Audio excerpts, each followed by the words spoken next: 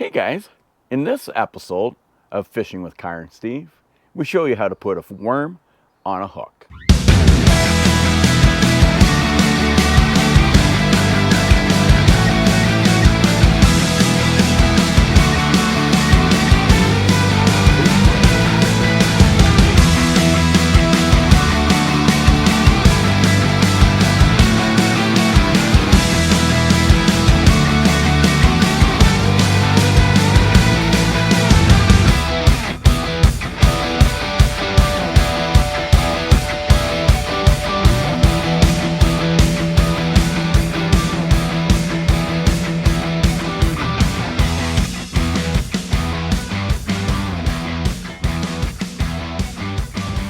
Now, starting with our rod and reel, I just use a regular reel.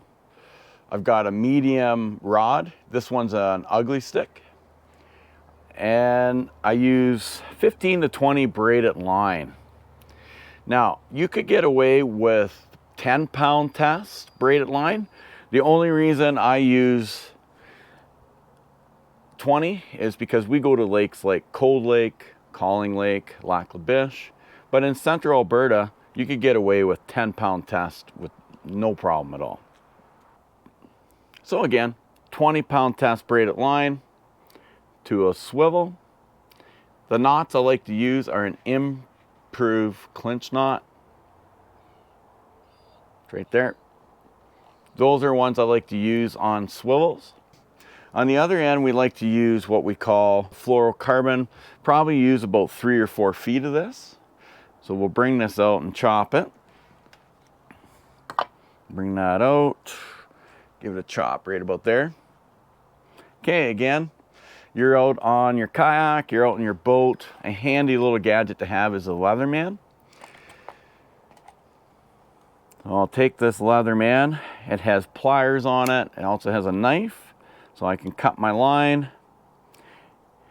And it goes in a nice little case there, so it's really handy. I really like using it. Again, here's our fluorocarbon. For me, I like to use 8 to 10-pound tests.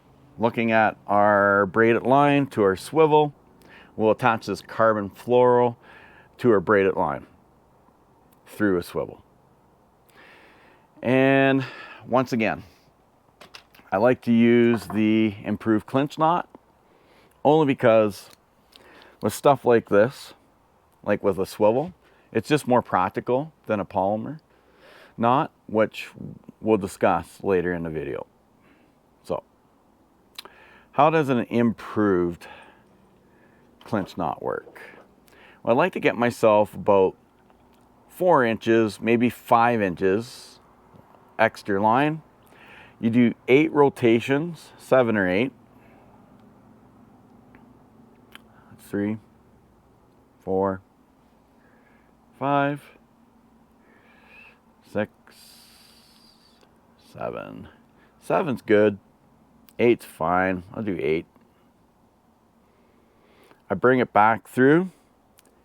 Put the line through the hole by the swivel. Okay. And then you want to take your line and run through the hole that you created after going through the swivel. Then you can pull this line tight, bring it down, and you got yourself a knot that is not going to let go. Now, after we tie this knot, I'll take my Leatherman, I'll cut the tag end off. Now, I'll leave, I'll leave a centimeter. I'll leave a little bit of line out, but most of it's cut off. And as you can see, that line, that's not going anywhere. That's a good knot right there. Okay, boom, boom, that's what I'm talking about. All right. So now that we have our fluorocarbon attached to our swivel, again, braided line, anywhere from 10 to 20 pounds. Spider wire is what I like to use. Our swivel, then our fluorocarbon, anywhere from 8 to 10 pounds will do you well. We'll get to the other end here and we'll show you the rig that we're going to use today to demo how to put a worm on a hook. Once again, we've got our braided line, we got our swivel, we got our fluorocarbon. Now we're going to use a Texas rig to demonstrate how we put a worm on a hook. Now, when I was 20, I had great eyes. Now that I'm a little older, I need my reading glasses in order to show you how we set this up. So let's begin. We use a bullet weight. For a Texas rig, you need a bullet weight. That's what we have here. Okay. You'll notice my bullet weight, it's right there. Bullet weight basically has a hole through the middle. As we set up our Texas rig, we'll put our bullet weight on. Okay guys, so now that we have added our bullet weight to our fluorocarbon, I like to add a bead. It just basically helps the bullet weight not to shear my line. So we'll add, I have a ruby, just a plastic bead. Throw it through there. Now, let's talk about hooks.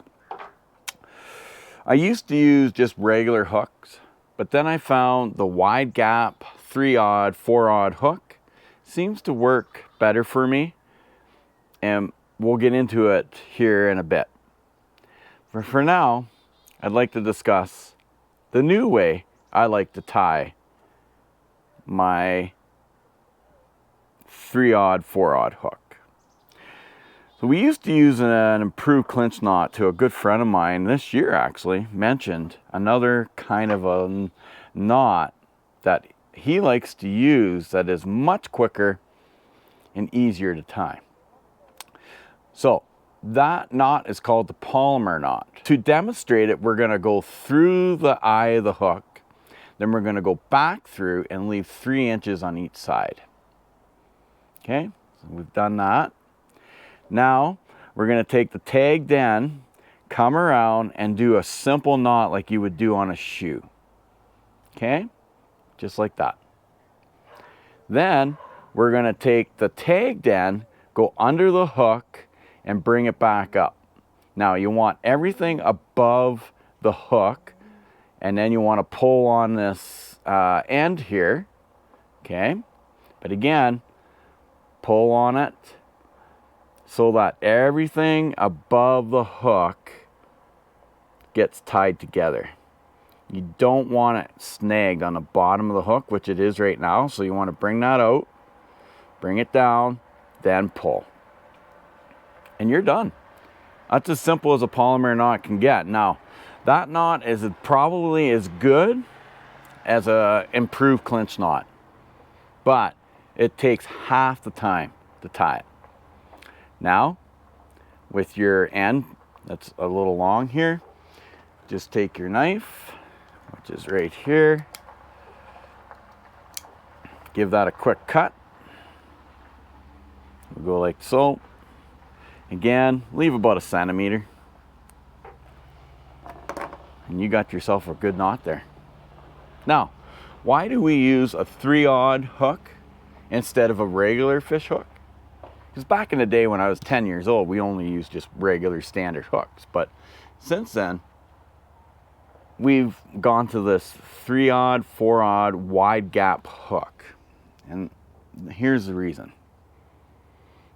The reason is because of the space of the hook, which we'll show you after we demonstrate how to put a worm on a hook.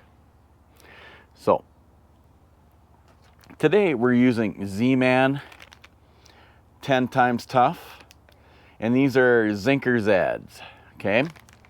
Whether it's a real worm, a soft plastic worm, they all work the same. But the theory is this: we put about 1/2 inch, okay, on the hook, we swing it around, get it up into this area here, right to the end of your hook. In my case, I have a little Z there, which helps hold it. Then I'll take this part, I'll turn it around, And then I give it just a little bit of a hook there, just so I can see. You see how I can see that hook showing through there? I put it right there. Now, once that's on there, if a fish comes and bites on it, you're gonna notice right here. Look how much space I have here, okay? So when the fish bites on the worm, look at all that hook that's showing. That goes into the mouth of the fish.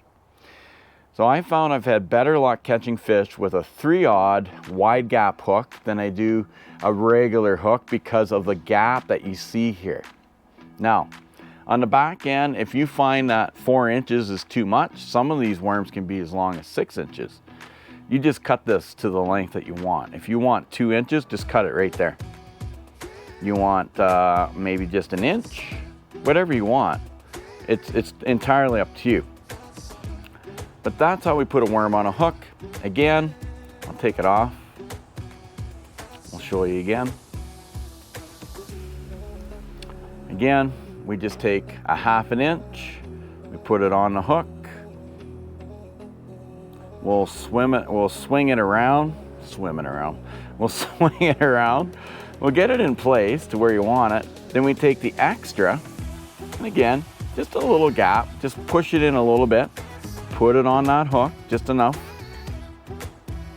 to get it on, to get it right there. Okay, now this hook is right there. As soon as the fish clamps on it, the worm goes down, the hook goes in, you got yourself a fish. Now, so you have to understand, these worms like to float. This bullet weight, the Texas rig, will sit on the bottom of the lake. Then you can control it. So I can bring the line right in and I can feel the weight. But as soon as I lay it on the ground, this worm will start to float up. Then I can hold it at the 3-foot position, the 6-inch position, the 2-foot position, wherever I want to hold it, wherever you think the fish might be. Maybe you have a fish finder that shows you, that gives you an idea where you can float your presentation. Okay, because presentation is what it's all about. So if I have a worm on a hook and I leave it around the 6-inch position, and let's say like rainbow trout, they love to swim the bottoms. Walleye, they love to swim the bottom. You can gauge it. And if you have 4 feet of carbon, fluorocarbon, you could go 3 feet in the water and it could just rest there. And the fish come by, and that's how you end up catching fish. Okay? So again, simple as a 3-aught hook, 4-aught hook. Worm is really your choice, a real worm, a Z-Man worm. These ones here are soft plastics, and I run with Z-Man. I love that company. They're affordable. They're decent. They've got a scent on them. These ones are called green pumpkin, so you can get them in different styles. And again, a 1/2 inch. I put the worm all the way around. Then I give it a bit of about a 1/4 inch. I put it on the hook, and I leave just enough. You can see it right there, just enough so that when the fish comes down on it, you can set the hook. And this is the way to put a worm on a hook.